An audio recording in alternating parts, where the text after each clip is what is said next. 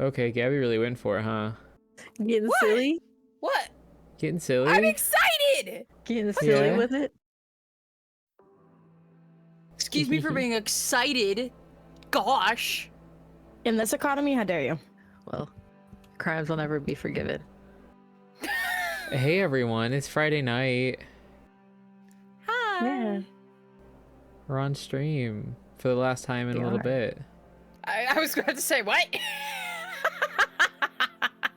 Not Franz 3 seconds where we were on camera being like, oh yeah, I need to get After Effects, and then starting that and making all of us think that he was just a silly, goofy liar. Okay, well first of Okay, all, no, I let's am go. just a silly goofy liar. First and foremost, is I'm a true. silly Just goofy fucking liar. lie about it. It's fine. Just fucking lie about it. I am gonna get a pin press. I'm going to do that. And I'm going to make little pins. Yeah. Yay. So what's up everyone? My name is Franz, I use he, him pronouns. I'm your story guide, storyteller, your DM, and your GM. I'm also a little guy and director here at Nerdsmith. We are here today for our Dragon to Crown Season 1 retrospective. Yay! Yay! It's been over a year. Yeah. We say as we... Yeah, you're in some months. Yeah. We missed our anniversary. We missed our anniversary, we really did.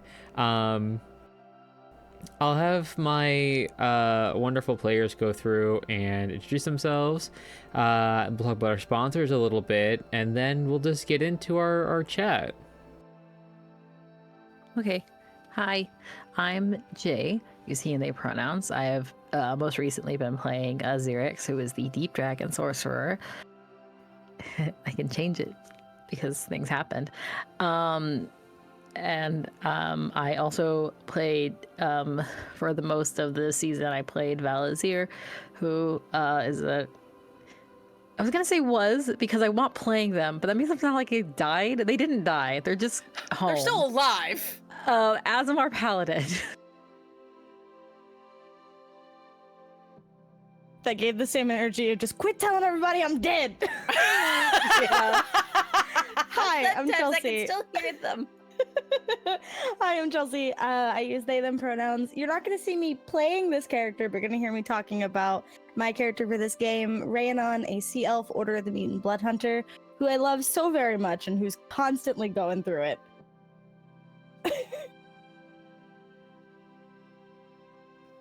Oh, that's it? You cut off so suddenly. Hi. There's nothing else to say! I have one character! Hi, my name is Jenny. I use she, they pronouns.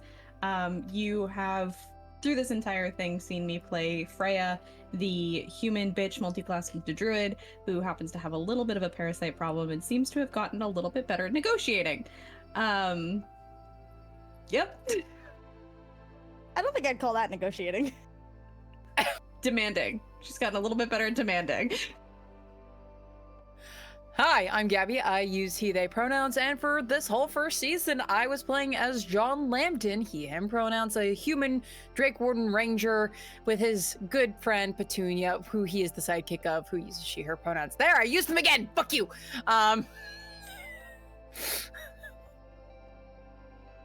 Yeah. Twice or 3 times now during the whole game you've used them. Shut up. No, fuck you. Well, let's talk about our sponsors real quick, and I'm so excited to share some things with you, my players specifically. So I'm an introvert, but talking to people sometimes is good. So we have some sponsors here. We are sponsored by Die Hard Dice.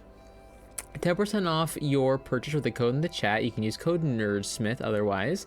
They have dice accessories. They have polymer dice. They have metal dice. They have recycled dice. I forgot mine. It won't focus to but show off. Oh, silly. Gabby, how could you? If it'll ever focus on it. Of all the streams for me to forget my That's dice. That's a present I gave Jay, How by the could way. you? Give him out as presents. Again, 10% off with the code Nerdsmith. We are sponsored by World ANVIL. It's an Annie Award winner for the best digital aid. It's a set of world building tools, helps you create, organize, and store your world setting. It is free to use, and there's paid tiers. If you'd like a little looky, a little peek at some of the cool paid things they offer, check out our link in the chat there, World of Veil, Nerdsmith Homebrew World. They have the Sage tier up there. That's the highest tier. Bless you. Check it out. We are an affiliate of Hero Forge. It's free to use online character designer. They have custom minis. They have custom VTT thumbnails. What are they called? Tokens. Portraits. They got mood lighting. You can make them kissed. You can put them in posing. Use them as an art reference. You can get acrylic standees. Yeah. Art references especially. Art references. They got the face customizer. You can get nitty gritty with it. Been playing That's around what we with did that. for this game.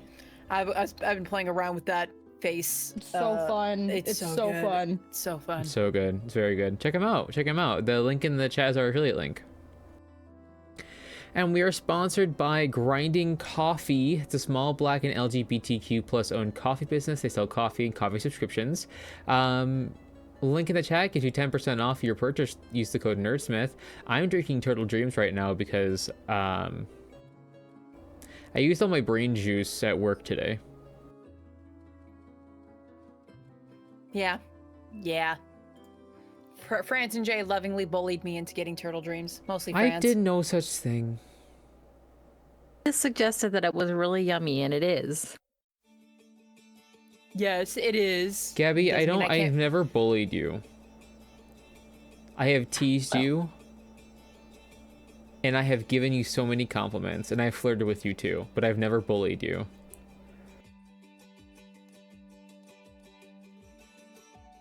To Gabby, it's all the same. Yeah. Hee hee. What is that, 5 middle fingers now I've done at this point? Like I don't know. 10 minutes into the I stream? think so, yeah. I couldn't tell you. You're doing a lot real early. One last thing that I want to say. Embodying John. Fuck off. One last thing I want to say is that we have an Etsy store. We have Petunia stickers and keychains. We have Pride flag, dragon egg enamel pins. We got stickers. We got a ton of cool stuff. Look at Jay did the art for those Petunia charms. You can use a sticker. Reusable vinyl. Focus on Petunia. No. Focus on the best girl. I don't know why it's not doing it. I also have a dragon pin right here. This one. Yeah. Dragon egg. I focused on that one. Yay. Yay. So you can also. Because you had other things to help it focus. Yeah. Not just your hands. Whatever. Jay, your camera's really fucked up. Yeah, I don't know. Sometimes it focuses, sometimes it doesn't. It's focusing on me. No, I mean it's skipping. It's It lagging is? hard. Like, It's showing fine. Oh, it's showing for me. Hello. Well, now it's fine. Okay. Well, it's now picky. it's fine. It caught up. Okay. Hey, everyone. All All right. hi. That's it. Well, Season 1. Season 1. I didn't think we'd get this far. Crazy. Nope. Didn't either. well. But we did it against We all did it. odds. Against all odds. By God. When did I start talking about this? November of 2022? I think so. I think October or November. I can go through the archives. I said I want to do a show. I want to do a TTRPG stream because I hadn't done one, not really. I was really just like I had done like a minimal producing at that point, but I was like I want to do it. I want to have like full creative control. And I was like, oh yeah, I'll just do Dragon's Crown. Or not Dragon's Crown. Fuck, that's my show. Tyranny of Dragons. I'll just do Tyranny of Dragons because like I think I love dragons. And I've technically played this I've ran this module before. And Tessa was like, I'm just curious, like, why did you decide to do this one? I'm like, because it's bad. I know I can do it better. She goes, yeah, okay, it's really bad. And I was like, yeah. You know what? I should have listened to her. Probably. But we had fun, and that's what matters. Yeah. When we were looking through your stuff, we found the stat blocks for the characters that we have killed so far. In the binder. There was Cyanram was in there. So the guy with the eye patch was in there. I was doing a photo shoot with some of the merch that I recently put out, and like I've been using like my Die Hard dice, like dice tray filled with dice as like a I don't know, like a prop basically to like hold stuff. And as I was like going through and getting out like all of the dice that I have and just never use because I'm never a player, I found my old DM binder from like, I don't know, like 2016 or 2017 when I first started DMing. And at that time, I would spend a lot of time in my college's like computer lab, and I got like 200 free pages to print out a semester. So like I would just print shit, I would pirate shit, and then I would just like print it out. So like from when I first ran this game back in like 2016, I have like all of these like monster stat blocks in there, and I was like, oh my god, he's dead. He's also dead. She's dead she's too. Dead. Yeah. Oh, she's somewhere in the world. That you know what that it was the fun thing about this, about the fun thing. So like this module, it's not good. They released an addendum. Like they printed out this book, and I don't know what happened. Then they were like, oh, it doesn't have all the stat blocks. You have to go online to get the addendum. So, you know. Well, if I remember originally, so the books were originally published as two separate things, and then they redid the adventure and put it all together in one thing, right? Because it's like Court of the Dragon Queen, Rise of Tiamat, and now it's just Tyranny of Dragons. Yeah, I mean, it's still sort of separated into two books. It is just like one like binding, of course, and it just the chapters just continue. So, Parnass is chapter 8. And so yeah, I remember that. Yeah, and it just keeps going through the book, but it is sort of like separated because, like, you know, you can technically play Rise of Tiamat without playing Horde of the Dragon Queen. Yeah. Where's the fun in that? I'm changing the music. Also, Franz, I have found the exact day and time that Franz asked us. I went through the archives, aka our server. It was November 16th, 2022 at 12:11 p.m. At least got PST. That he asked us to do Dragon's Crown? Specifically, the message was, would any of you be interested in being part of a stream running Horde of the Dragon Queen? I'd be DMing. I went through the archives. Damn. So that was proposed in like November. Wow. Yeah, in 2022. And then 2022. Like, it was really tenuous because we were like because like we were like, okay, it cool. was the OGL stuff. That was the OGL debacle. Yeah, there was a whole lot of shit. And we weren't sure if this was even gonna fucking happen, if it was gonna happen with the system. Like, it was a whole thing. Yeah, I was like, I think I can convert it to Pathfinder 2e. Or Quest, I think I was also thinking. I think so, yeah. Wouldn't have been the same game at all. No. God, no. That's fine. No. I was gonna be like, God, no, please, not Pathfinder. Anything but Pathfinder. I'm an English kid. I can't do all that math. I really want to play Pathfinder 2e. I've never played Pathfinder. I've never played Pathfinder. God. It seems I have the books from like a bundle that they did, so I have a lot of the PDFs, but I've never played.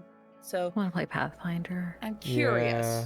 Don't get me wrong. I heard you can do some wild stuff with your characters, so I want to do that. But no, it's been a wild ride, like being a part of this in a good way. Because we haven't really talked about how this came about.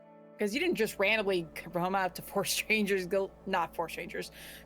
No, 3 strangers. That was the exact opposite. We weren't strangers at that point. No, we weren't. We were very good friends. We've been playing for a long time together. We've been playing for like a year at that point. Yeah, give or take, With a home game, we were playing together at that point. And then Franz is like, hey, let's do a stream? We're like, we want to do a stream.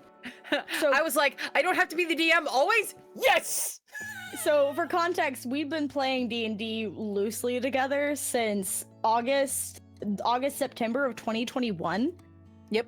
Yeah, as this group. As this group. And then This group Franz came to us in 2022 being like, hey, stream game, you want to play? Thank you. Thank you. I'll take that. Thank you very much. One of each. Well, yeah, because it was very much of like, okay, like I want to play with people. I don't want it to be random people. I wanted us to have like good chemistry and sort of like, you know, be able to sort of play with each other. And I'm like, fuck it. I'll just ask the group I'm currently playing with.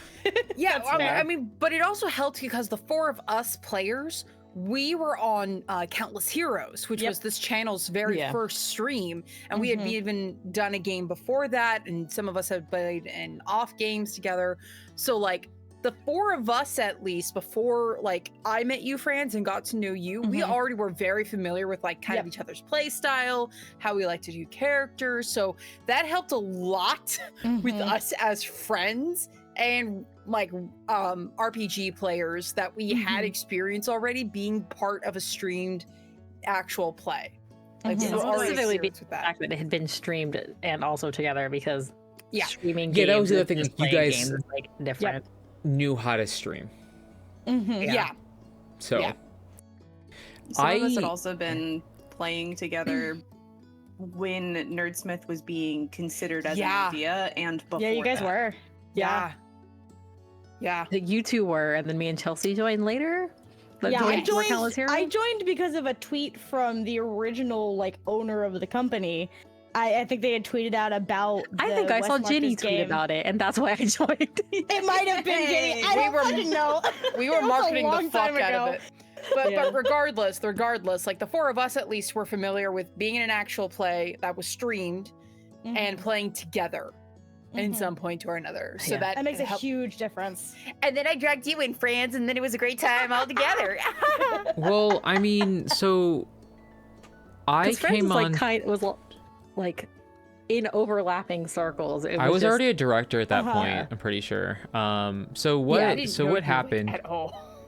I got into the indie podcast space like in like 2016, and I just sort of like branched out from there. I got like really into podcasts in like 2015, and then 2016 I got into like the indie like TTRPG spaces, and I found a podcast called Chaotic Goodness, which was an actual play. And that's how I found Nerdsmith, because I was listening to them and they joined Nerdsmith, which at that time was like this new and up and coming like network. So I was a fan there, and then a good friend of ours, Matthew, wanted to start a podcast called The Land Above, and so I was like, hey, this sounds interesting, sounds like fun. Neither of these podcasts exist anymore. We finished the Land Above game, because even when we weren't releasing episodes, we were still like playing and recording like every week. Yeah, I still have a bunch of like, I was helping Matthew edit. I still have like a bunch of like clips and stuff. I was making the supercut of every time Matthew said, what was it, what he said? He goes, okay, so, because he says it so much, and he does. I was having so much fun with it, because I was going through and I was like doing like the preliminary editing. Yes, and then eventually I became a mod. They were looking for mod writers, so I applied, and I became a director in 2020. I think I wrote up this whole proposal for to create like a newsletter, I think, for the network to help with like administrative things, and they're like, cool, you're a director, and I'm like, yeah, that would have been 2020, because we were already dating by then. And that was in 2020. We were, yes, it was, I had already moved into the last apartment. So it was like later in 2020. And in 2021, I did my internship for my bachelor's degree with Nerdsmith. Dating myself a little bit here. And now I own the company. Hey! It'd be like that. Yeah. Yeah. No, but it's been while. We got off on a long tangent, but regardless, like, we know each other pretty well at this point now, so that's what made doing this easy. It's kind of nice to talk about it though, because we've loosely joked about like how we know each other throughout the whole stream, but it's nice to have that history there. Have it on record of we know each other. we hang out. All the time. Because I feel like the audience should know just how close we are, considering how often we threaten to show up at Gabby's apartment. They did one time. Kind of They did one time. They did one time. You too. It was great. They conspired with my mother for Christmas to surprise me. Yeah, we did. I've also been to their house, so you know. Yeah. Everyone but Jay has been to our house here. Yeah. We gotta fix that. We do. We will. Don't worry. That was so threatening. I think you guys just have this like twisted perception of me. I'm literally just talking in my normal voice. Franz, I love you so much. You are so dry humor. You have such a deadpan voice. I say this so lovingly. You have a very good. Loved. I feel feared, which is good in some respects, but like. No, I love you. Yeah. I love you because you have such good dry humor. You say stuff that is so fucking hilarious, just so seriously, and it's so fucking good. Listen, you and Jake like both deliver great one-liners as well. I'm so glad you guys think I'm funny. I am so neurodivergent. I've just sort of leaned into the fact that like I can have like no affection. Or affect like on my face. Same. And then people will be like, "Oh, haha, you're so funny, funny joke," and I'm like, "Yeah, haha, yeah, I'm glad you, yeah, the joke. This is better than masking." So yeah, true. Once I come on stream with y'all see just how bad I am at hiding my expressions. Silly. I get so excited because I'm happy to be here and playing D&D with my fucking friends. Yeah. I also just want to mention the whole being feared thing as a DM is such a funny feeling because you're no longer allowed to do anything anymore without people immediately being suspicious of you. I was setting up my home game yesterday and I accidentally picked up the wrong bucket of minis and it's filled with mage hunters. And so I picked it up and put it near the desk and both Chelsea and the other player that's in the game were like, hello, excuse me, what's that for? And I was like, don't worry about it. I didn't use them.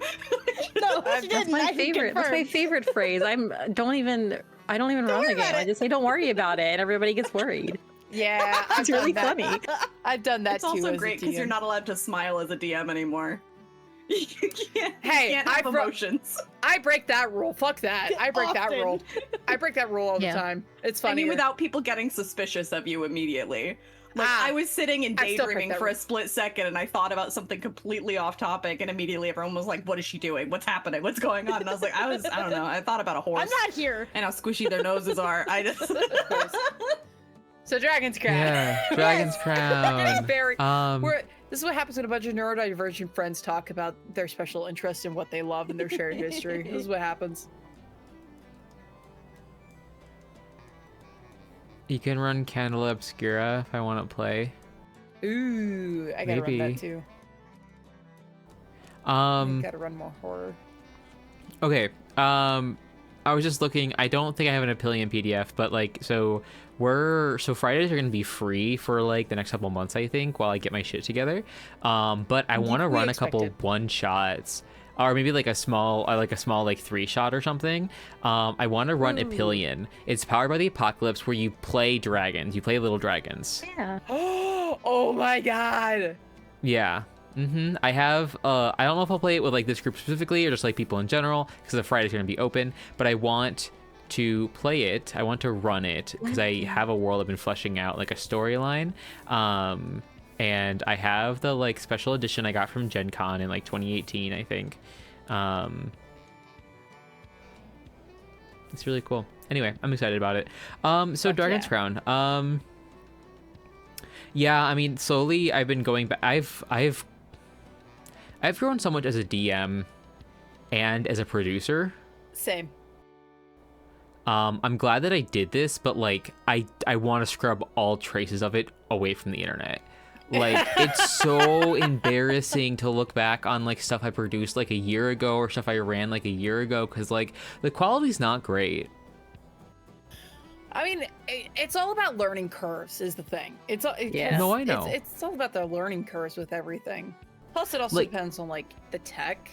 I mean, it was just I mean, I'm less embarrassed. It's less embarrassing because like, yeah, it is embarrassing because like, oh my god, like I don't blame anyone for like not wanting to watch the show. Like especially like the first like 10 episodes were like really, really bad. But quality, not content. Oh yeah. Well, hey, we got Steel Net out of those first 10 episodes. We got Steel Net out of those first 10 episodes. It's true. We got Bear out of that too. Fucking hell, I'm never gonna escape that fucking joke. Okay. No. Never. No. Yeah, Someone drew fan art of it. You're done. I know. I've embraced on my it. phone. It's one of my Apple Watch faces. Oh my god. That's good. It's also one of mine for Dragon's Crown faces. Good. But like it's I also feel like in general, like the first few episodes of anything are always gonna feel a little bit rough. Cause like, you know, the GM's getting used to it, but also it doesn't help. You got players who are also getting used to playing a character, like a specific character they haven't played before, feeling things out. No, so it's always like kind of rough for everybody. And not even like the RP or like the game stuff in general. It was more of just like we were tech stuff. We had problems on staying on topic. And we had to learn like how to behave on a streamed game again after so many home games. That was a learning curve. I was having issues with the tech. I mean, I feel better about it now because like I can create better content and be like, yeah, well, that's not what I do anymore. Don't worry about it. I mean, growth. It's all about the growth. Oh yeah, absolutely. And I'm just like, like I'm not saying this in like any way. It's just like that's just the fact of the matter. Like I don't want to sugarcoat it or like, try and talk around it. It's just like, God, it's cringe. It's what it is. I'm like trying to like salvage stuff and like go back and like rewatch stuff. And I'm like, God, the mixing is so bad. I didn't learn how to do audio mixing until like after Castle Neratar. Like it was so bad. Yeah, audio's a bitch. Maybe eventually they will all get posted, but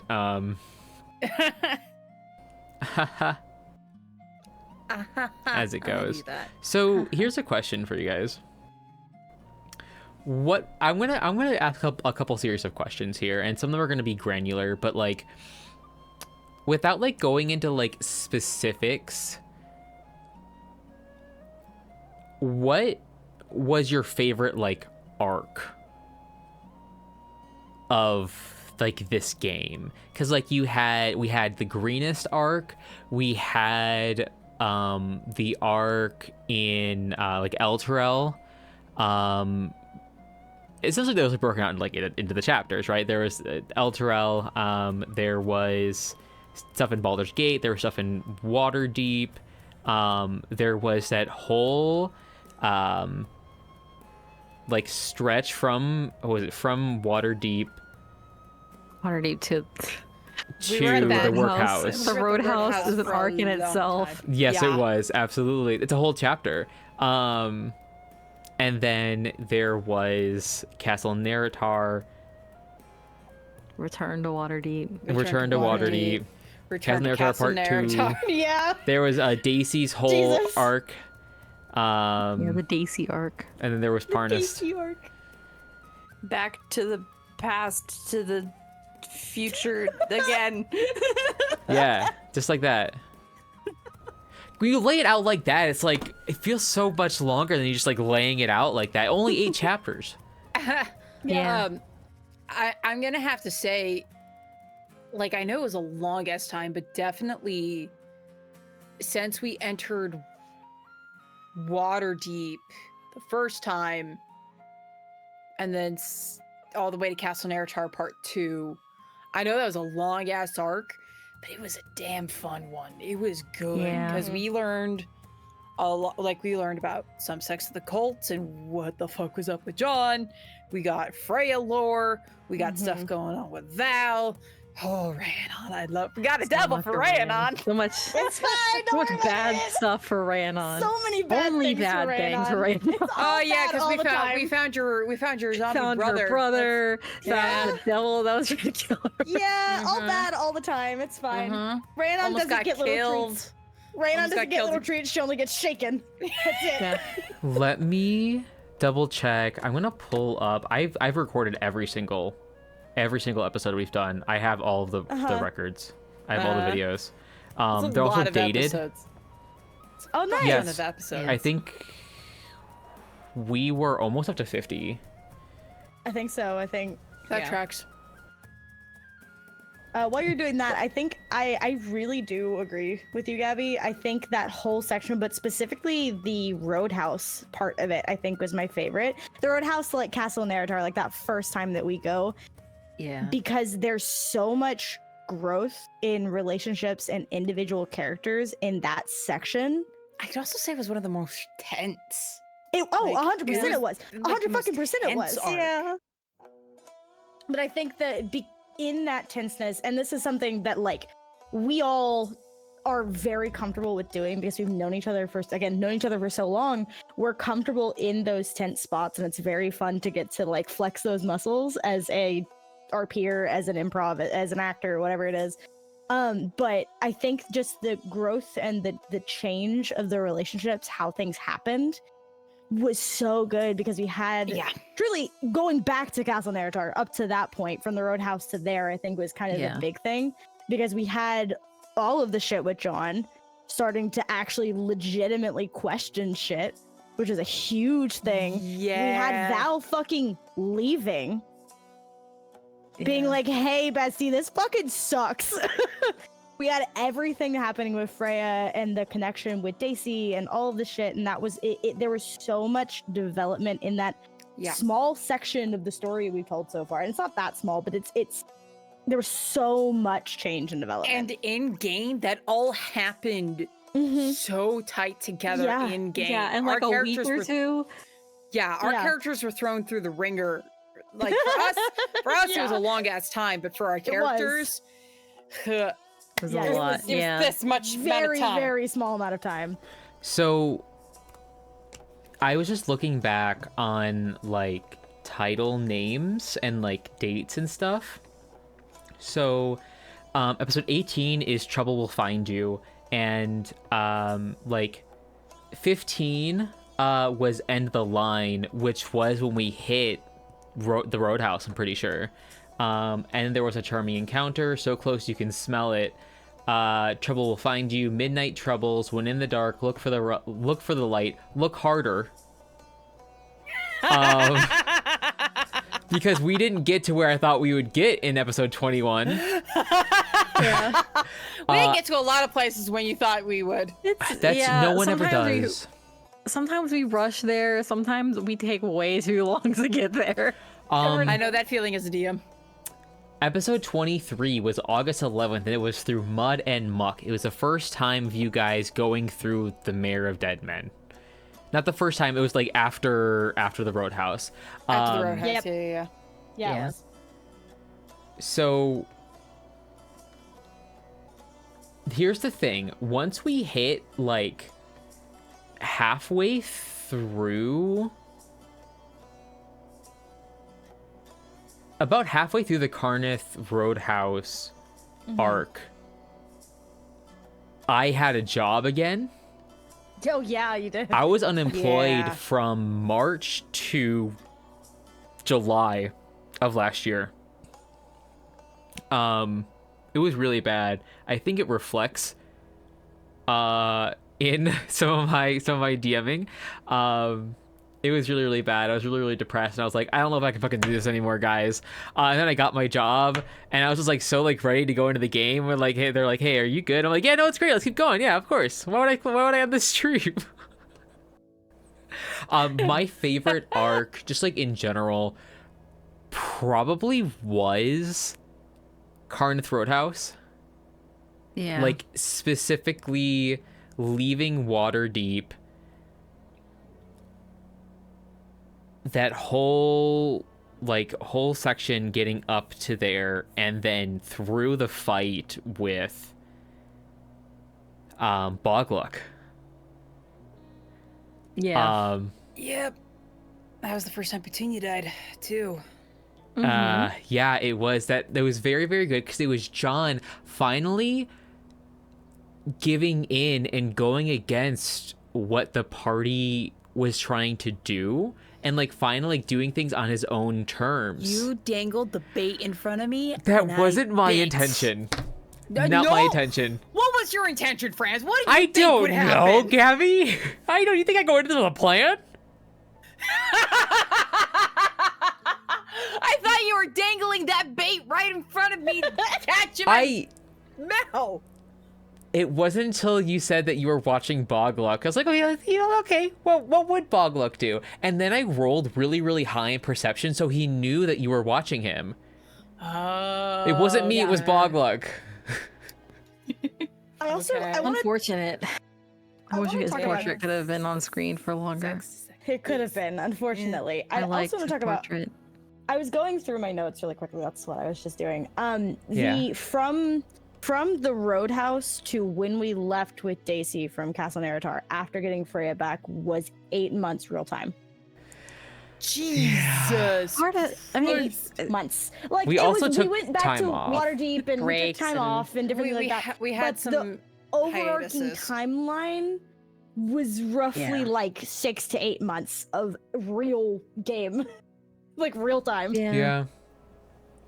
I do want to mention that I don't think that I had specifically a favorite arc, but I think that every moment that we kind of spent within and among the cult, I really feel like Franz kind of hit his stride as a DM. I would agree. Just in general. Like, you could tell you were having so much more fun and you felt so much more confident, and that I think were some of my favorite moments, especially because you got into like the nitty gritty. I know for a fact they don't have explanations or reasons for a lot of the behavior of this shit, but you gave it to us anyway.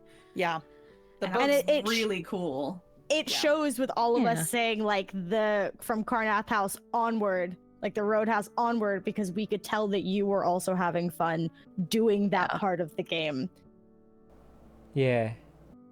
That's about the time I would have said too. Yeah.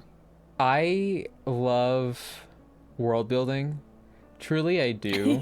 Like the more I do like DM stuff, like it's really hard to DM for like 9 months and realize that like you don't like how you're doing stuff. Cuz like what are you supposed to do? You have all this other stuff that you're sort of like stuck building upon, and I'm like, I don't even remember stuff that I said. It's really, really hard. But I just recently started a new campaign, and like the amount that I have been putting into it based off my experiences with this game is incredible. Like that's why I'm like it's gonna be season 2 is a little tenuous because I am so busy. I'm running this network. Yeah. I have a full-time job. I am going back to school. I also have to like spend time with my partners and like take care of my animals and the general house chores outside of that too.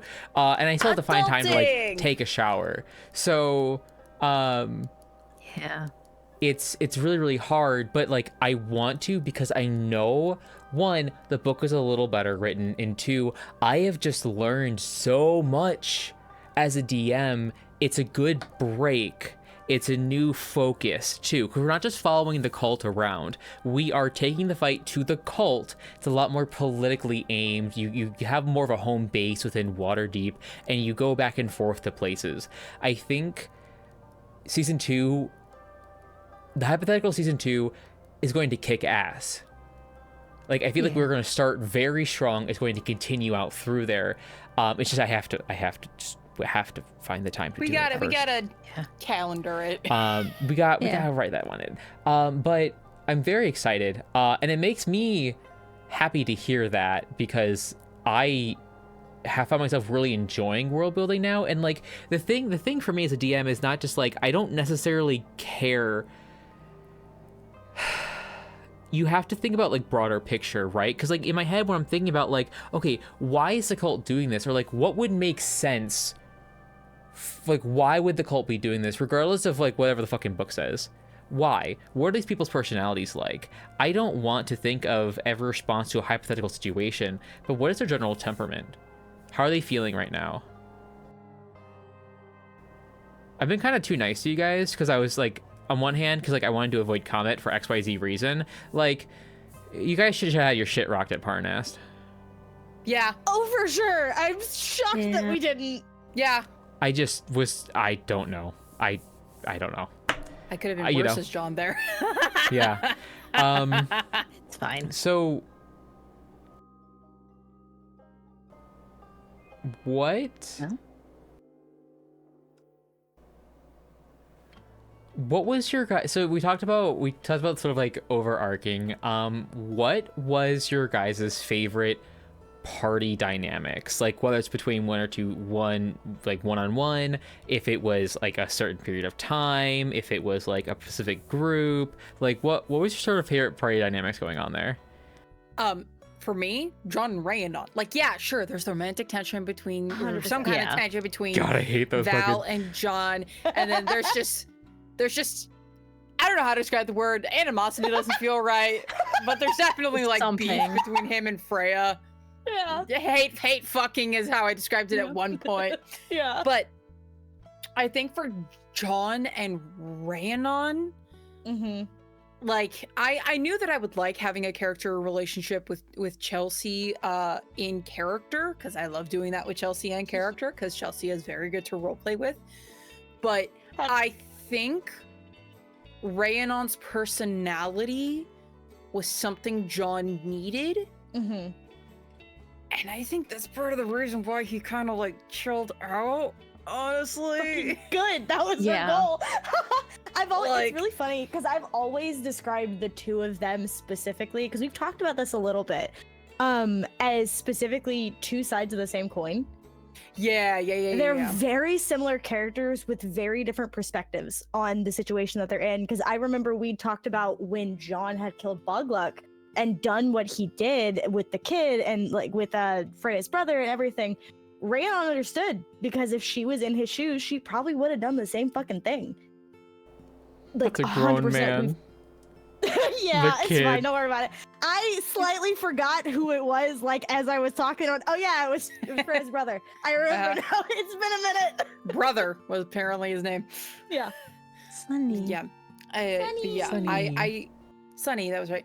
But yeah, I think because part of, I think, what it was that platonically attracted John to Rayandon, because it is purely platonic. Or 100%, yeah. It is 100% platonic.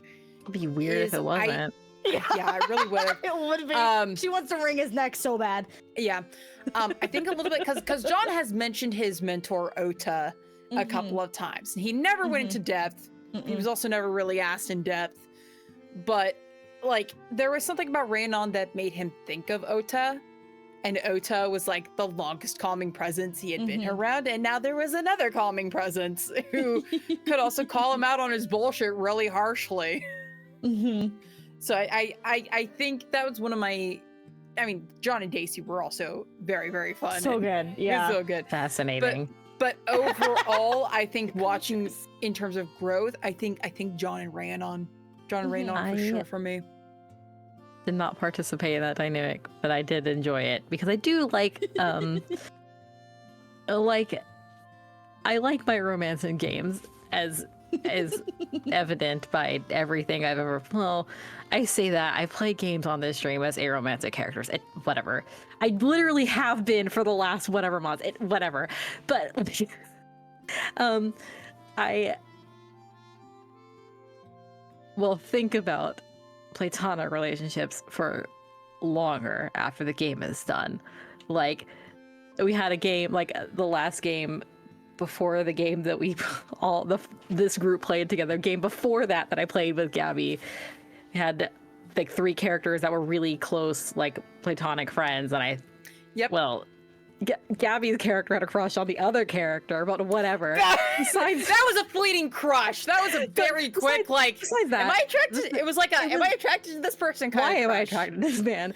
We've all had that kind of crush. Come on, y'all are lying if you say otherwise. It was three friends who were really close, and like, two of them extending their life so they can see the other one again. I mean, like other reasons too, but so they can see the other one in 1,000 years when she came back. Like, I love that. I love really good, close platonic relationships. They're good. Good shit. Mwah. I think my favorite dynamic that we've had just between like members of the party, not necessarily players, while I love Freya and John and all of the bullshit and the drama that is, while I fucking love John and Val and everything else, I also love Freya and Val and that competition of I can make him better, I can make him worse shit. That was my other thing, is the tug of war over John's soul. Yeah, just yeah. While I love those, I think my favorite stuff, I can't wait to see more of Carlon and Freya, but I also can't, I think my favorite was the weird, like, almost competition, like, enemy, weird, petty shit between Daisy and Carlon.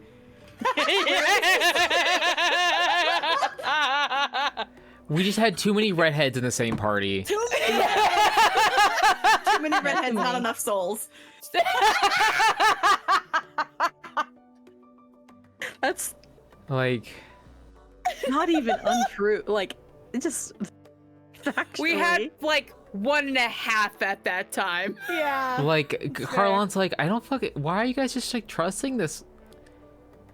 We've been through it. At that point, we have been through so Like, much shit. Mine was a madness, to be fair. No, Yeah. yeah, no, I know.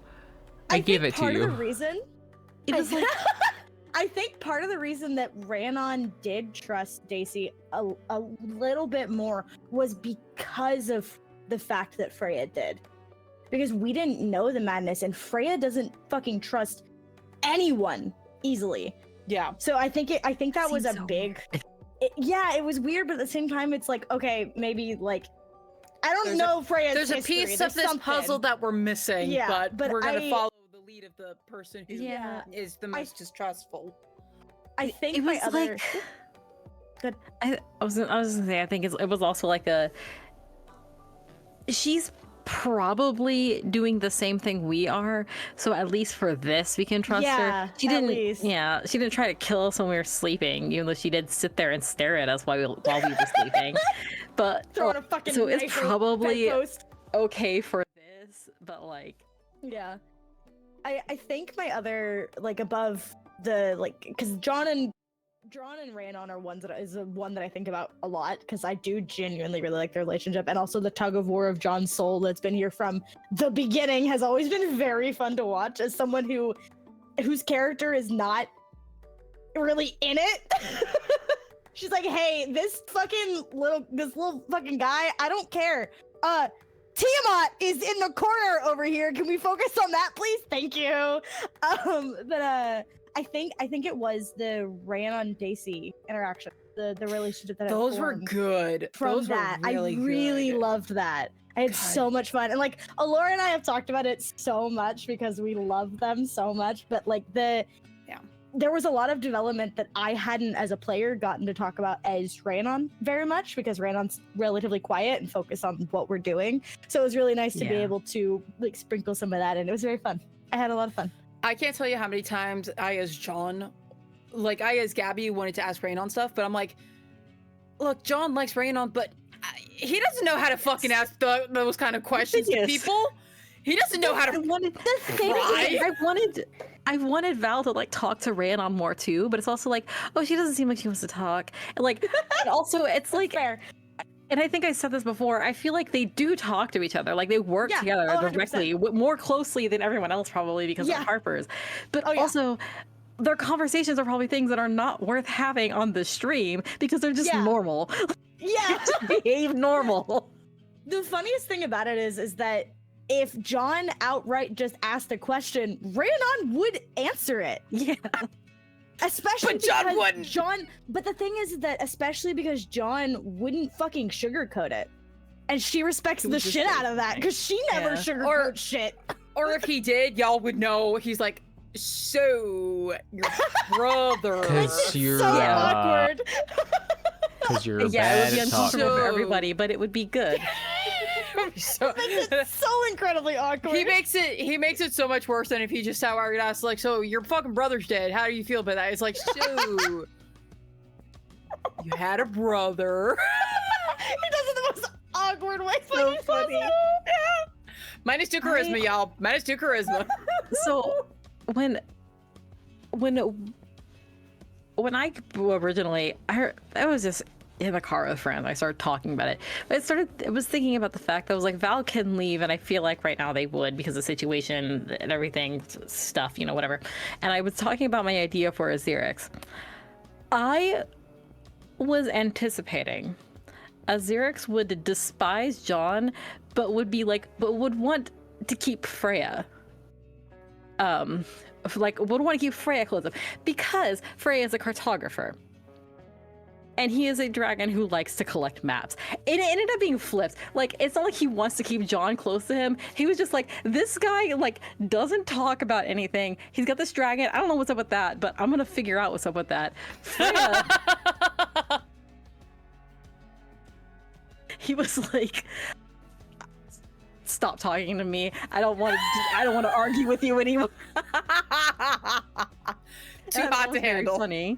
Yeah, I remember I asked, because part of the inspiration for Xerix is because I read older edition books. And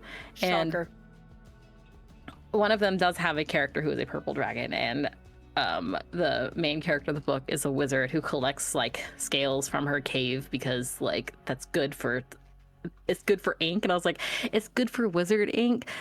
That's something he could have, that he could be I don't know, work in, that he would give to her at some point. And he had it. He just didn't ever want to give it to her because he was like, she keeps arguing with me and I don't like this. I think... Yeah. I pose this question, but I don't know if I have a favorite. Partially because there's a lot of really good ones stick out to me. Gun to head, probably the demon in Rhiannon. I was just about to be like this one because I also love that one. Yeah, that's so good. The demon is so funny. It's so because so fucking funny. The demon was a product of a Deck of Many Things draw, where they're supposed to follow you around and make your life a living hell before ultimately killing you. So in my head, it would make sense with Rhiannon's backstory to be okay, the one who got away, right? So they're hunting you down. That. Yeah. Yeah, well, he kept showing you the scene with your family dying. Yep. It's no. That's not how it was supposed to go. No, it was not. So, he said that. That's one of my favorite scenes in recent memory. One of my favorite scenes in recent memory. I just love it because it gives me... I love to be a fruity little evil guy. I love to do that. Fair and valid. Yeah. But here's the thing. I generally don't go into any sort of dynamic expecting there to be a romance. I have a bad habit of stumbling into the romance against my will. Yeah. So Forcibly so. The only exception was when you guys were on your way to, after Greenest, episode 3 or something, you're on your way to the camp and you were fighting those veterans, and there's that one that was flirting with Val. And I was getting together a name for him just in case you guys decided to keep him, but Freya fucking killed him. I would would have kept him around. I would have kept him alive, but then I know. Freya He's dead killed now, him, so... R.I.P. to I was already formulating other potential I love just mouthing sorry. That's If you okay. didn't That's do it, I okay. would. So, because Rhea like, would've, one of the two. because I did not expect Val and Leosin either. I didn't expect Val and Leosin. Yeah. Um, I mean, well, I think Jay pursued that. I did. Yeah. Leosin. Stumbling in yet again. Leosin became a lot nicer. Mm-hmm. Nicer. Okay. Do you remember Leosin in like episode 4, episode 5? A little bit. We didn't interact. John didn't interact with him that much. No, for he reasons. didn't. No, He's Leosin never didn't been interact with a lot particularly of nice to people. John, Yeah. but Gee, Um, follower of Bahamut meets at the time Yeah. who knows chosen one something of about Tea you. Tiamat. Yeah. Who knows something Leosin about knows me? a lot more than he lets on about stuff. Don't even worry Yeah. about it. I'm Leosin so is curious. The shit that I got from Bahamut about Leosin and Raynon. I'm still so curious about that. Remind me again what that was. Fuck, I gotta get my notebook. Hold on. But like I gotta grab my notebook. the thing with like Val and Leosin is like Leosin is also like very much of just like I have one goal in life. Everything else is just consequential. Yeah. But do you remember what his one disciple said to you? Don't hurt him again or something. Do you like, think you're the first? Do you think? Yeah, it was something like that. Like, Yeah, Yeah. there's backstory there. I also Yeah. like Carlon and Freya. I think I was like laying in bed or something. I was just like chilling, and then it just like came to me like a fucking whack with a wet fish. I was like, oh. What a visual! I'm still so curious as to why. Why I had that realization or why Carlon likes her. Both. I was thinking about party dynamics, I think is what it was happening. I was thinking about Carlon. And I'm not gonna like give too many details because that's something you guys have to explore in character. Carlon is a weird guy. No. Carlon is the youngest son of the wealthiest merchant in Waterdeep, who is Yeah. also a harper and runs around doing harper stuff and like infiltrating the cult and getting buried up to his neck. So he's a little bit eccentric.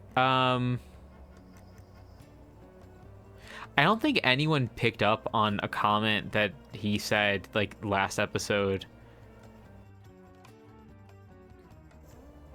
I don't remember what it was exactly. It I was. might have missed it.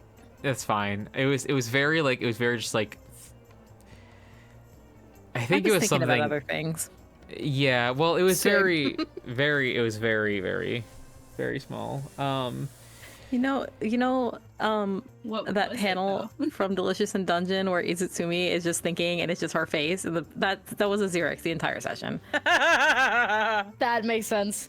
Yeah. It was also specifically the thing about Bahamut. It was that Raynon can potentially call for aid of Bahamut because of Leosin. Was specifically what I was told. Yeah. Sorry. You don't what know was the why. comment Yeah. that was missed? Oh, that- there was something. I think it was regarding Azirix like being able to like change form or something, and Carl's like, "Oh yeah, no, I know what that's like." Like hating What? being stuck in the form or something along those lines. Oh, okay, yeah. Okay, I know what you're talking about, and I think I know what you're referencing, but that's because of something you told me in private. Carlon is transsexual. Okay, cool. It's like, you Love that for we him. talked about this in a voice call with someone else or something. I don't know, in person in this. And he is trans. Like, 'cause, like I was trying to think about it in my head because I am a known trans man enjoyer, and Yeah, exactly the way that you're taking it. Like, I was like, is Carlon trans?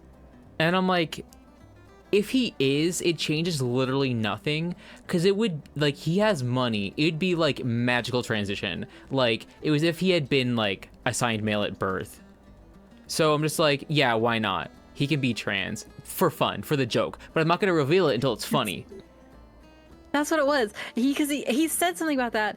I think he said something about that after Azirix was like, I have like my correct body back, but it could be better. And I think he said something in response to that. Yeah. I think I remember that happening. Azirix meaning, Yeah. I could be bigger. And entirely different. Carlon being like, I can have a dick. Yeah.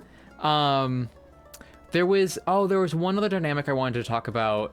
Really fast, because I wanted to answer this question, because the moment you hinted at it while we were working on the fucking World Anvil shit, I've wanted to know why it is that Carlon likes Freya, because I have not been able to see it.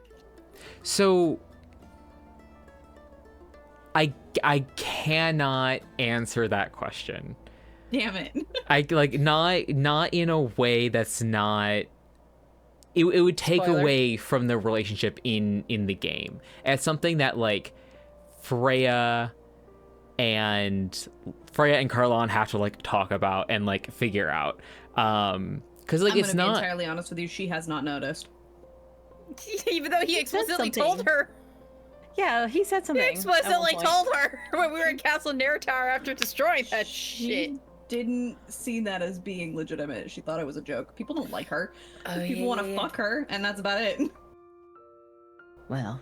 Yeah. Well, he's continued to actively. Oh, I will tell you when it happened. Yes. Like the turning point, I think, for Carlon was when you guys were fleeing the roadhouse. Oh yeah, that moment where everyone got into a big fight and then Carlon stayed behind with Freya. Yeah, that was a very tense moment in character. Yeah. I don't actually remember if Rey. I think Reyna might have also stayed back too. I don't Carlon remember. Had to step in. I remember and, John like, and Val no immediately one just turned and left. Everyone was yelling at each other. No one was talking to each other. So Carlon had to be like, "What the? Can you guys shut the fuck up?" Rhiannon was in the back, but did leave. Like after. That's right. Yeah. Not like while the people were still talking. Like John turned and left while people were talking, and the Val left like right after. And I think there was a lot of inter-party tension too that was building up because of the after effect of Bog Luck and how quickly you had to. So there was like a lot of tension in character, which is why I think we all reacted the way we did in character. So the one other party dynamic that I want to talk about is nothing to do with the PCs. It's also just like me like rotating my blurbos. I feel that in my head. Bogluck and Brother. That was interesting. I didn't see a lot of that. That was so yeah. And to think I was going to use Sunny as a bait on Bogluck. Yeah. So it's very funny because like so Brother / Sunny does not actually have like a name. I figured. Because like what, he was a fucking orphan. And Freya and Lily adopted him, just started calling him Brother, and that was just his name.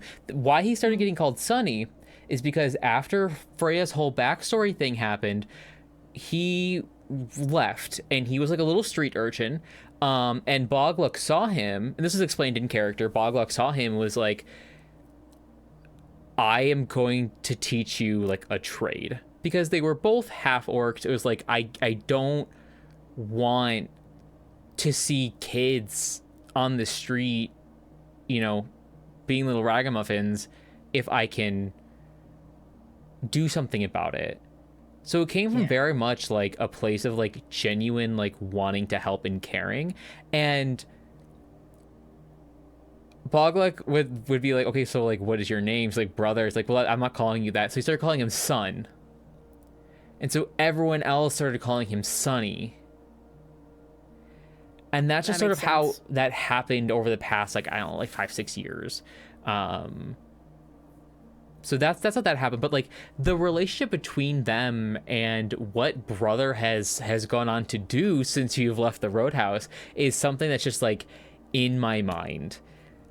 Yeah. It is so hard to like express and like put into words because like you guys only see one side of it, and it's just like so much going on in my head. Yeah. I think about NPCs too. It's okay. I know. Fun fact: not just Leos and I promise. I want him back. We'll find him eventually, probably. He'll probably try to come and kill John for killing his father figure, honestly. Let's be real. I mean, he might also just not want to see you. Just. I think Bogluck could kill you. I'm not Bogluck. I think Sunny could kill you. Kill who? Oh, yeah. Freya or me or all of John. us? Oh, me? Yeah. 100%. So I would be surprised if he doesn't try to kill me. Here's one fun fact. Resin asked a good question. It's like favorite scene, which I also want to ask, but real quick, fun fact about Bogluck and Bogluck's I need to find the art and put it on screen. Bogluck's portrait was the first one Jay drew for the NPCs, and I did not tell Jay anything about these characters besides giving him a very sanitized description. Yeah. There was like some of the NPCs I was sent like people from the book. I was sent like a picture of them if like there's nothing that's gonna be changed or anything like, and I just got my little hands on him and did what I was gonna do. But like this one, I just got description. Yeah, because there's no picture of Bogluck in the book. Yeah. Bogluck's a very minor character in the book. Especially when I was through with him. Sorry, put the sword through him. That's how I meant to phrase that. Came very close. He came very close to killing you. Yeah, he did. He did. It was so much shit just dicey. It was a dicey fight. Unfortunately, Petunia took brunt of it, but it was a dicey fight.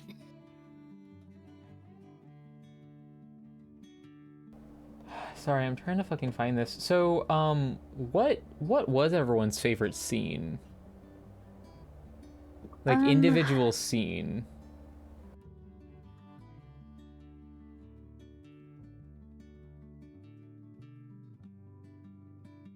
It's a lot of good ones.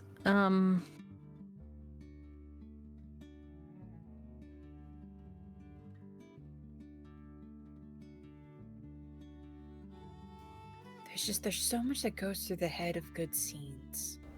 I have a couple. I have a couple. More recently, John's dream with Tiamat. Yeah, that was very good. Which one? The most recent one? That. All of them. Most recent one. But the most recent one, it was really good. I love those scenes. I said this when we got off the call, or like whenever we like finished stream. I don't think I said it on the stream, but I said I knew John was gonna. I knew what was gonna be after John, which like, because it affects my character. You know, I knew it was gonna happen. I did not expect him to say no immediately. I knew he was never going to do it. Like, same. Like he was fully anticipated one of two ways it was going to go was he was going to, as soon as he saw Val, he was going to crumble. He was going to start shaking and crying because he thinking of having to do it. It looks like a pathetic wet little creature. Folded like a lawn chair. He would try and fail because just like nothing against John, Val is a paladin. Val is a paladin who specializes in staying alive and keeping people alive. A ranger could beat a paladin. Definitely. Off stream, Jay, you and I may have to just do a test combat between Val and John and see. I want to see that so bad. It also would depend on it would depend on everything. Like, you know, if Val has their armor, you know, but like Val is a paladin, but we'll duke it out off stream. See what's better, the paladin or the ranger. Because specifically, Val is a paladin who specializes in like aiding people, which includes themselves. John is a ranger who learned cure wounds at level like 6.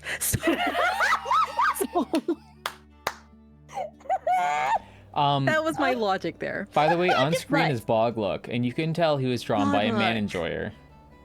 You really can. Zaddy. Hey. But yeah, no, that's what I had said. It was I didn't think John would ever do it.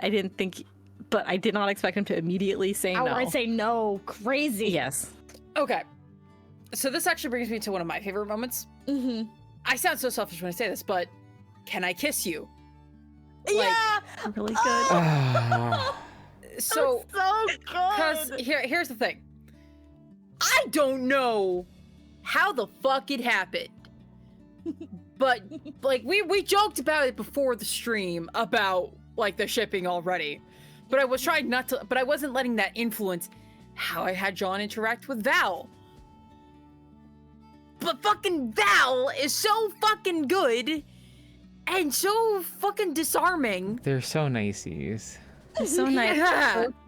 So niceys. And I don't know what it was about me, but I was like, I know John is gonna hate himself if he doesn't do one thing at the time that does initiative of something that's not destructive, as far as he was aware. And I've said it, I didn't expect him to say no so quickly to Tiamat either. No, God, But that was the second moment in game where I paused and went, fuck. John cares about this person. Mm-hmm. A little too much. Mm-hmm. So much so he is willing to defy his goddess because he had everybody's words fucking worming through his brain and just good. Yeah. I think that the favorite scene that I've had most recently was definitely the most recent dream between Tiamat and Freya. Oh my God, was really yeah. fucking cool.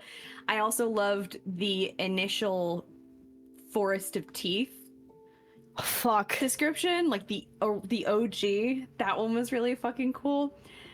But I also really liked John getting attacked after taking a fucking bath. He got his shit rocked. Yeah. So you want to know what's funny? I was going to say that scene too. Pretty good. It was good. So what? It was a good tense moment. They were in Waterdeep, yeah. Mm-hmm. It was in Waterdeep. It was one of the few moments we had for R&R. Yeah. John That was got abruptly interrupted. very abruptly interrupted. And the only reason I did not go missing as John is because John had the thought of casting Thaumaturgy to go, what the fuck? Yeah. Well, it was someone. He wasn't naked. He wasn't naked for those he in the put his chat. clothes on. This It was was still when he was someone hiding his back. It was when he was still hiding his back. Mm-hmm. Looked like Freya. Mm-hmm. Yeah. They made themselves look like Freya to get John's trust, trying to lure him out to the middle of fucking nowhere to get eaten by the Peritons. Mm-hmm. Such a good scene. It was so stressful.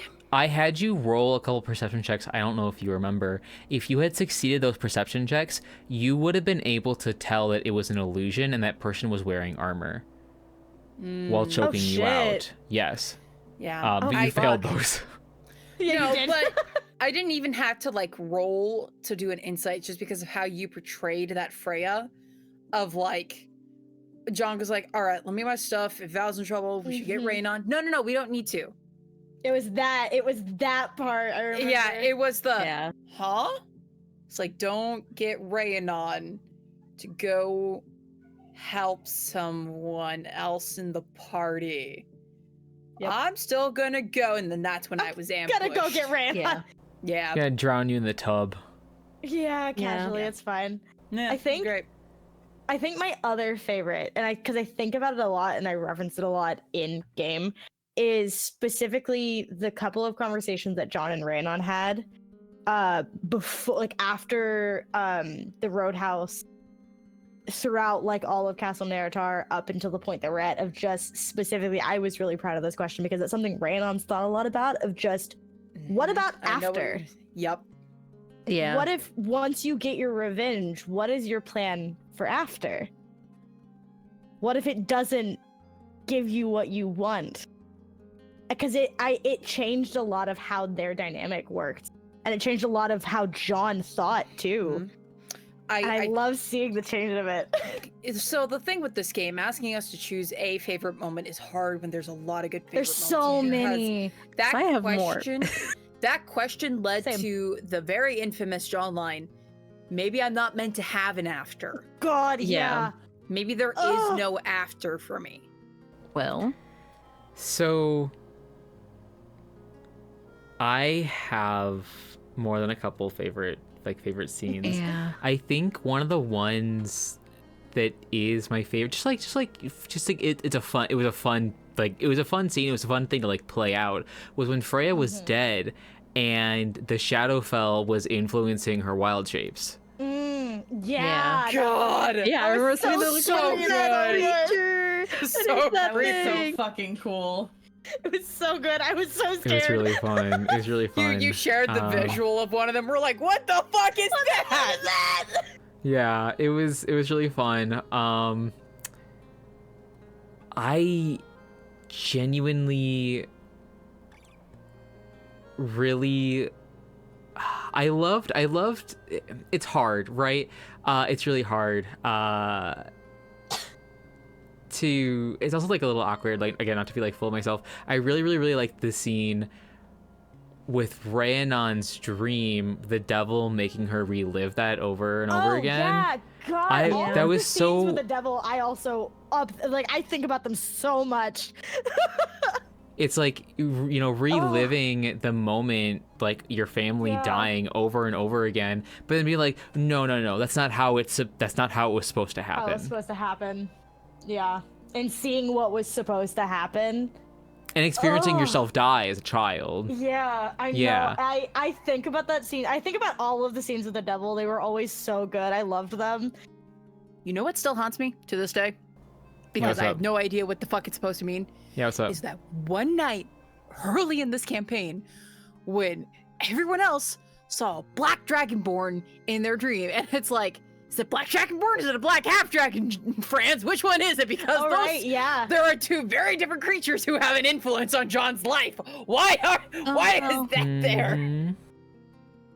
So that's been brain rot for me. You guys should go back to Waterdeep and see what happens. For one of them, don't worry about it. For one of them, don't worry about it. She's dead. For the other one, don't worry about it. It's probably fine. For the other one, I don't know where they are. So happy. I don't know where they are. It has been like the longest I have never seen Ota, so you know. Well, I was talking about stuff that was early on. One thing that I don't know if it's like, I mean, it's still very good, but I think about it a lot because it like changed things in Val's brain was when they had the dream of John with brown eyes. Oh yeah. Because when they first saw him, they knew that they were tracking down someone, or they knew that not someone, but they knew what their whole goal is. They had the dreams of destruction and all that. Yeah. And then they see, well, it wasn't natural. They always saw a dragon look at them. Oh, true. So, and then they see this guy walking around, and he's got a green dragon with him. And it's like, well, okay, I gotta figure out what that's about.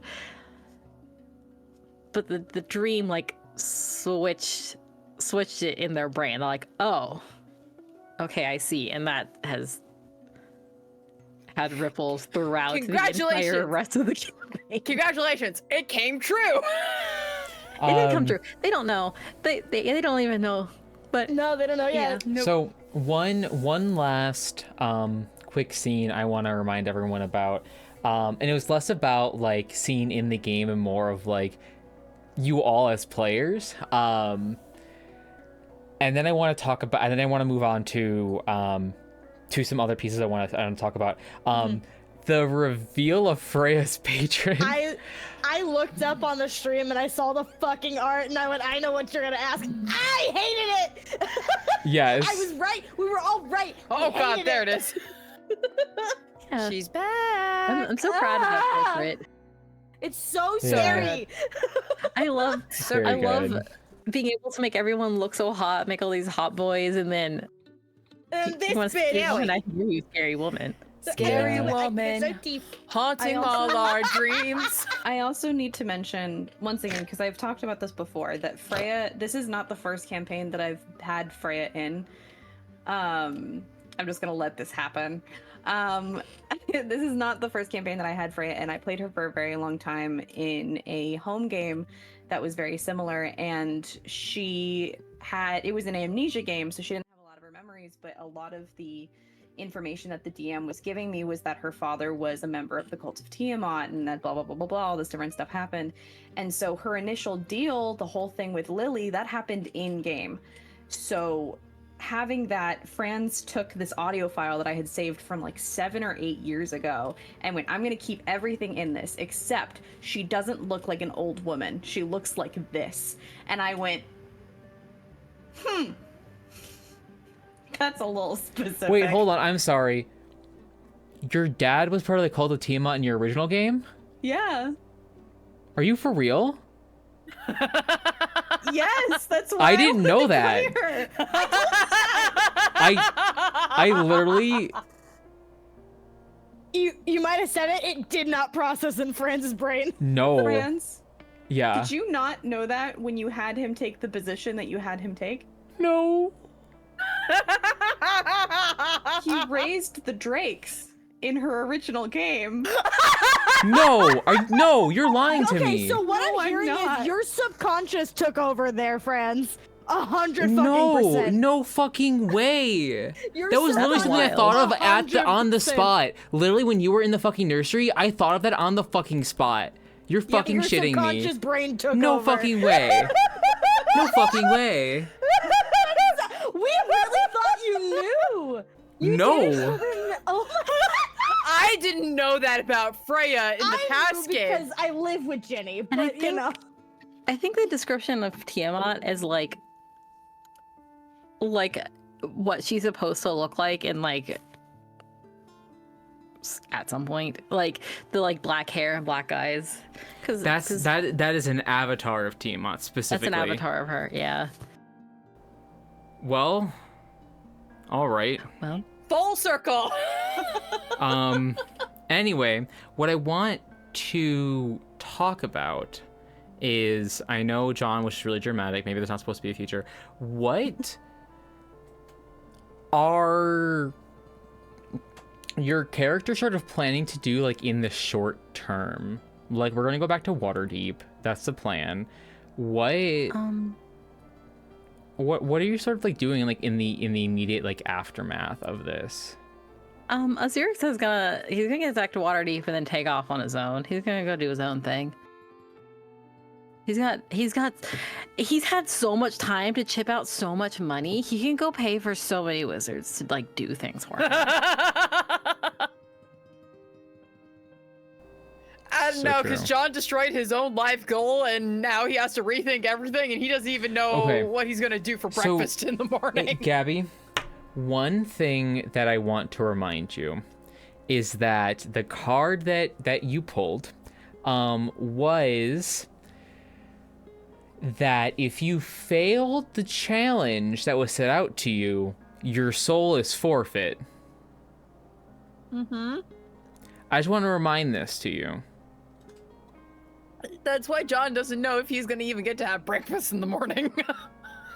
Okay. He's not planning even for the short term. He's not sure he's gonna wake up. I was talking I don't think he can plan an hour in advance. I was talking to the Hawthorne Manor crew last night, telling them about like what happened during our last session and stuff.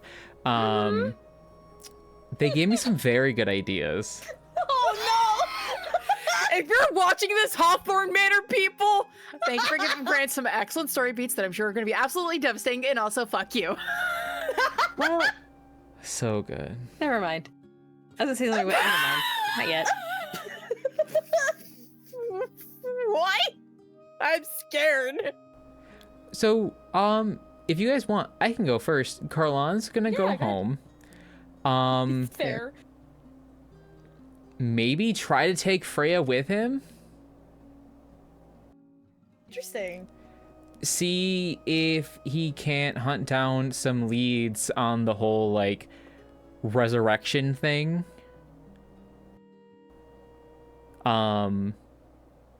and also help Lily.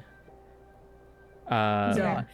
Oh my god, Freya, I think he likes you or something. Oh my god. I think he has a little crush on you. Yeah, you want to go? You want to go home with a rich boy, little rich boy? Rich boy that John forgets every 5 minutes exists. That John has beef with for no reason. Literally, other favorite character interaction. The beef, the non-existent John beef with other redheads. John like, just thinks he's annoying for some reason. John with like every NPC, with like every man we come across, he's like a cat that you have to introduce to like through the door. We're gonna take the towel that we brought you home on, and we're just gonna lay it over in your spot. Oh my gosh, I'm so sorry. I need to say this right now. One of the other scenes that I wanted to like call out was when John rolled really, really well on the fucking like intelligence check and was able to do the math through the fog. Really aggressive amount of math, yeah. That was so impressive. Anyway. Gabby's crying, laughing, and I just was there was a Tumblr post that I was just thinking of that was like, you can have a second boyfriend, you just need to introduce them to each other through the door so they can get used to each other's scent. It was like basically Val. Anyway, that's how it's gonna be with John and Catrice. Well, they've met. It's fine. Anyway, Val doesn't even know if anyone's coming back, so they're just gonna keep doing what they're doing. It's very true. It's gonna keep straight vibing. No one said anything. Lily hasn't said anything to them.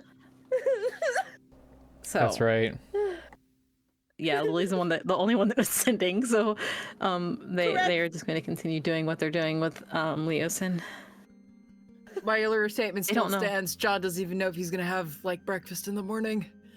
That's so fair and valid. John destroyed his own entire life plans that were set up for him, so he has no idea what the fuck he's gonna do. Okay. His worst fears happen.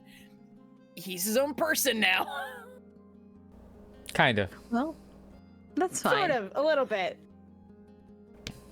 The thing is, I don't know, and I don't think Rhiannon knows at this point, because there's not for Rhea like a clear next step at this point, because we've kind of handled everything that we've been tasked with in some that we know of. Yeah.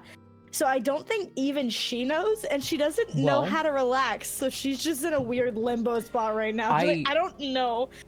I don't know if this changes anything, but I want to remind you that your characters know that Leosin is currently building the council. Yeah, setting up the council to go on that. Especially like Rhiannon and Carlon. I mean, Carlon isn't but yeah. If anything, it would be helping with that to the best of her ability. She's not super great with people. Come say hi at the. Yeah. We know that Leosin's at the Lord's Palace. Val went there to go spend the night with him. Yeah, I think that would be the most, because like. She's not super comfy, like just relaxing, just doing nothing. Like that's not that. She gets so fucking antsy when they're just fucking sitting there. In Castle Narrator, we were just fucking sitting. Rhiannon was about to lose her shit. She was like, "Can we do anything else? Because if I sit longer, I'm gonna start thinking, and that I don't want to do that right now."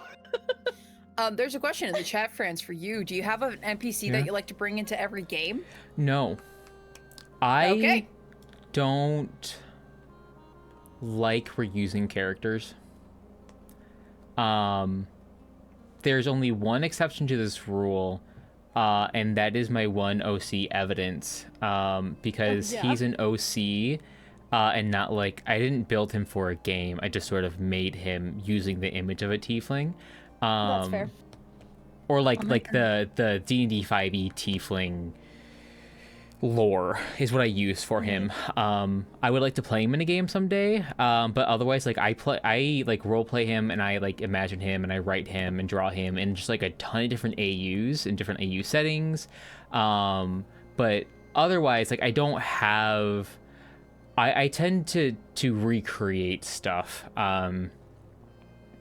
Any NPCs that I have for any game is just there's some crossover. Like you guys might see a familiar black tiefling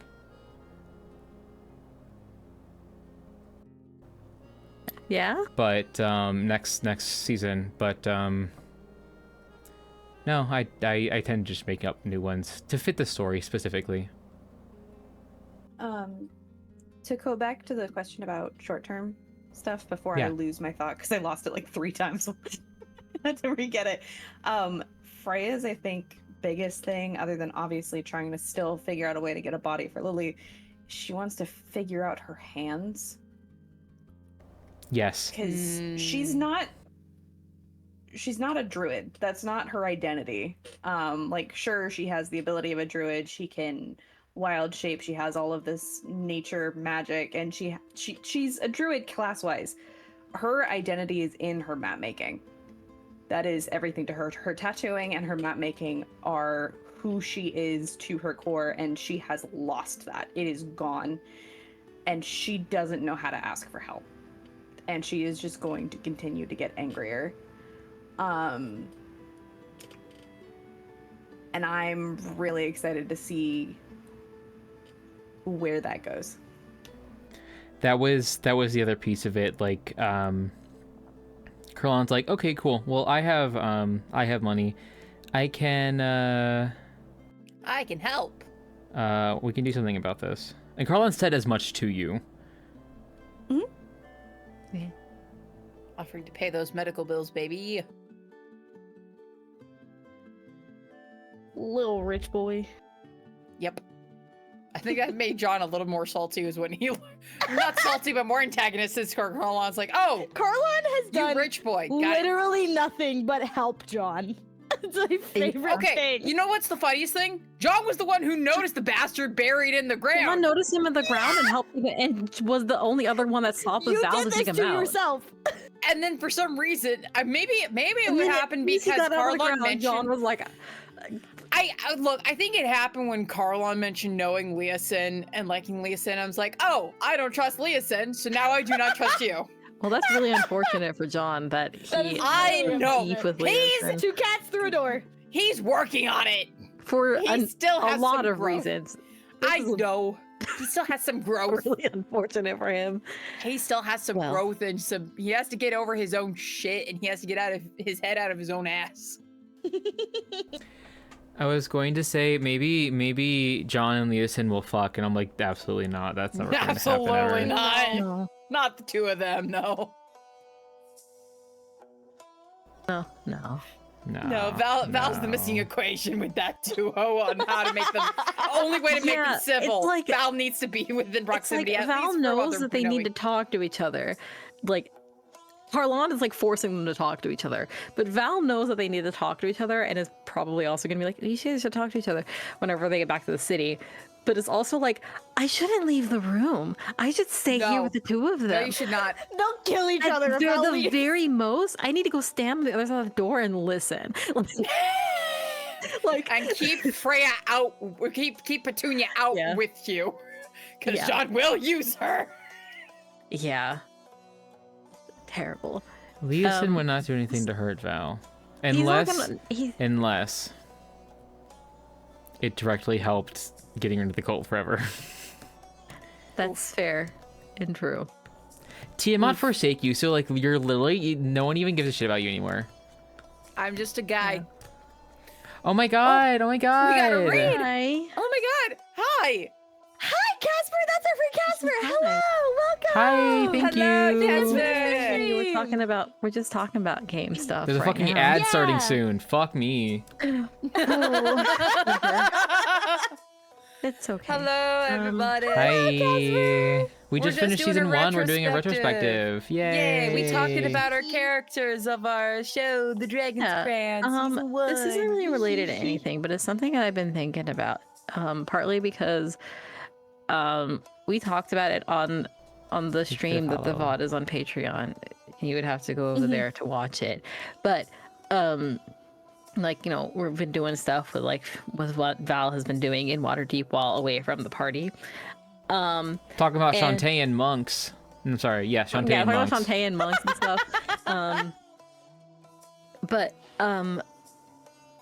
I think about Val Small a lot. I love Val's mom because she's so good. She's I so was so nice. mean to her, and I felt So bad. good. So John was so mean to her. I felt bad. He needs to apologize. That was mean to everyone. But it's also like because she truly is just a regular person who has been put in this situation because her child is the one chosen to stop Tiamat herself. And it's I think about that a lot. Mm-hmm.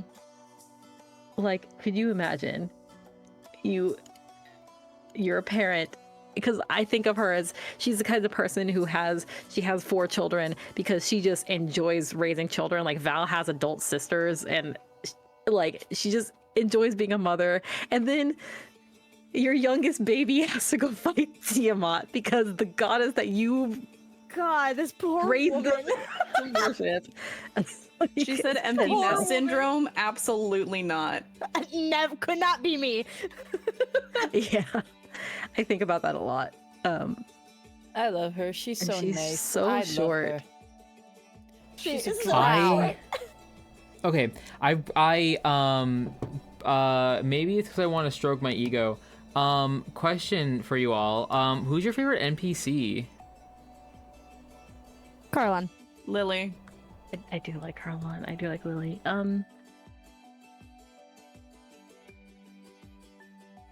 I also, as much as I hated her, I loved how you did Resmir.